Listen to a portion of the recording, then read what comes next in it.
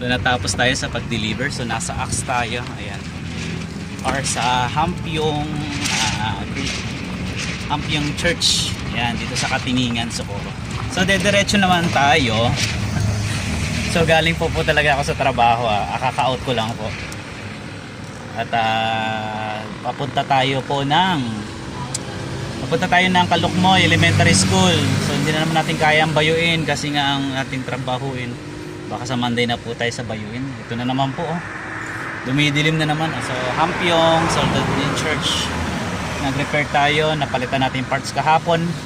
Kahapon kasi ginawa natin. Yan.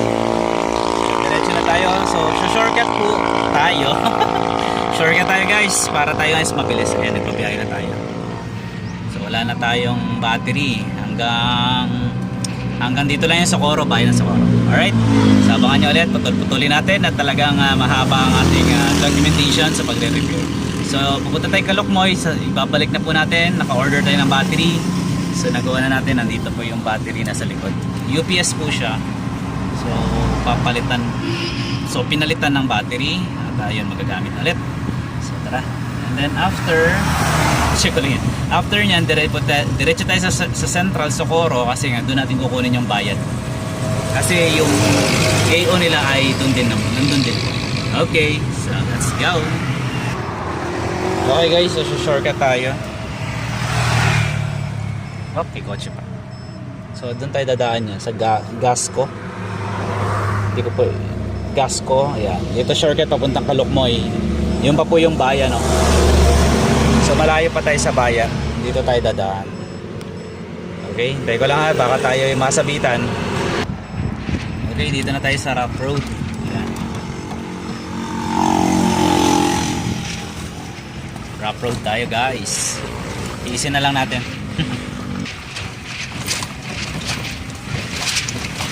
Ayan na. Ayan ang Kalbaryo.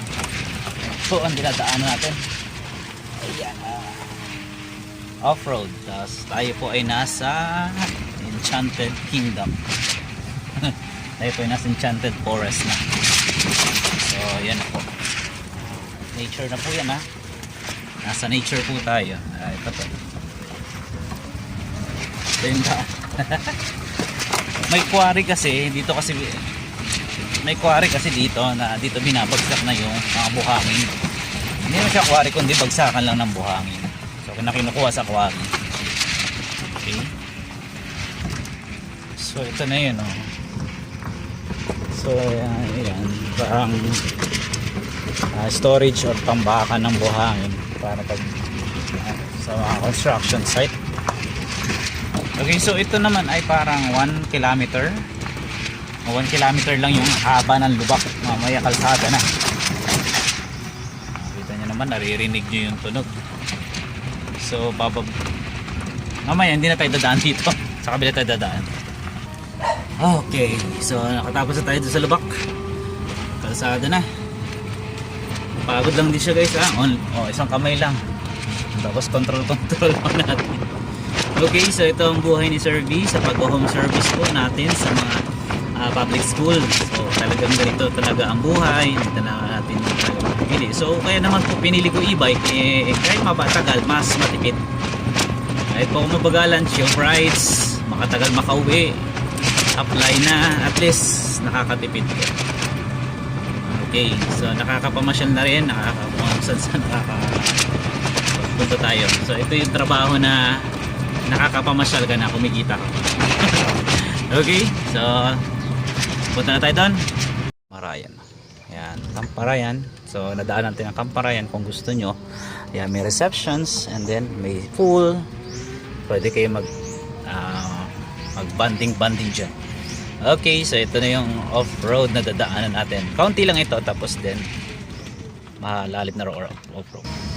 Okay, so lulusot tayo dyan sa crossing. Ito yung basketball. Ayan, crossing po yan eh.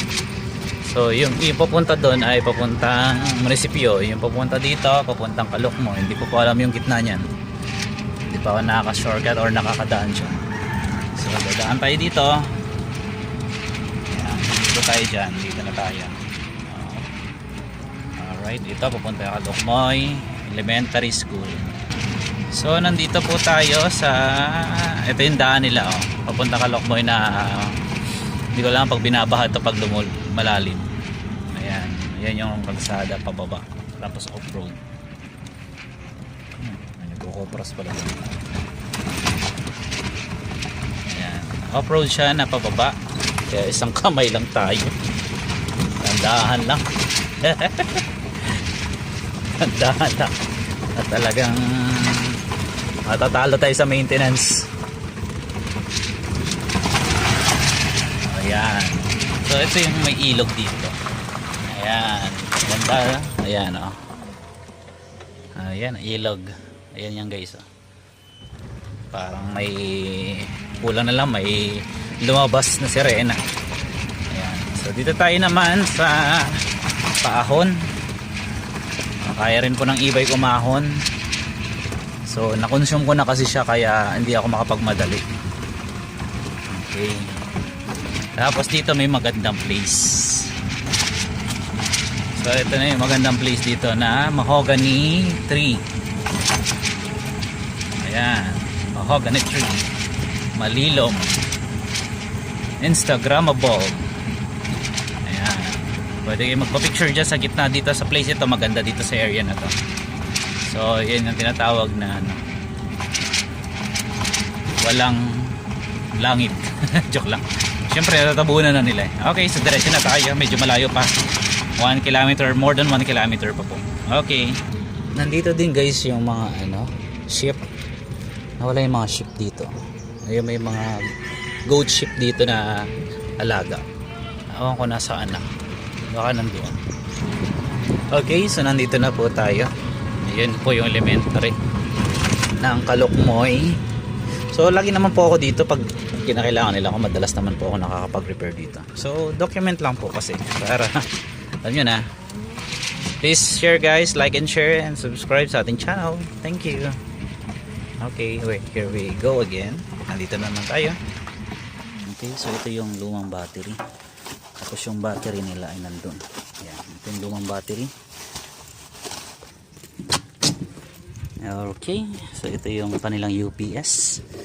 Bubuhatin ko ito guys, mabigat ito. Hindi ko na po akong bibidyoan ito, mabigat. Okay, so ito na.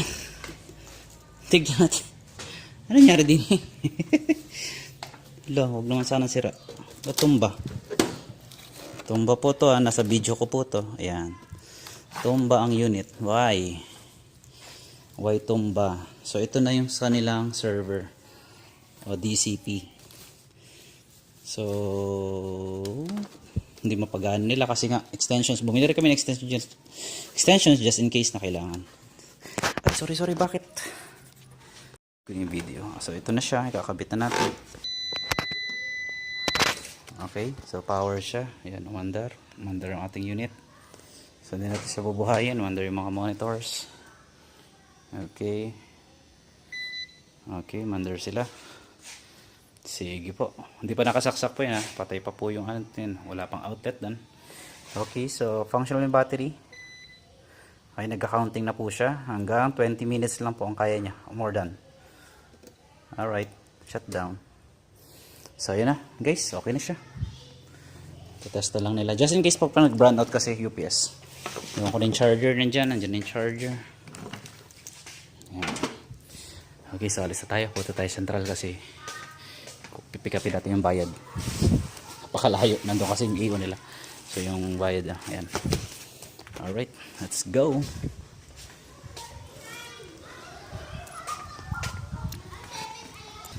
Okay, so nakapagpaalam tayo kay ma'am. Let's go na. Haba na naman ang video natin.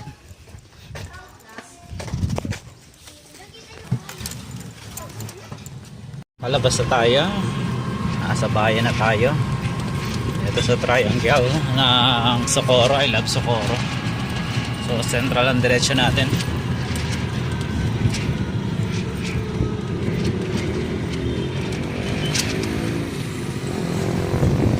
Alright, diretsyo. So ito ang bayan ng Socorro. Parang hindi mga alam. Sa mga hindi nakakalam, ito po ang bayan ng Socorro. sarado na rin pala doon. Kaya pala, buti hindi ako dumaan doon. Wala na palang one way doon. Sarado na. Nandito na ang last one way. Dito sa dulong-dulo. So doon tayo sa Central pupunta tayo sa AO dito sa Principal's Office din. Nandun kasi yung AO nila. Doon po natin kukunin yung budget, yung payment. Yan.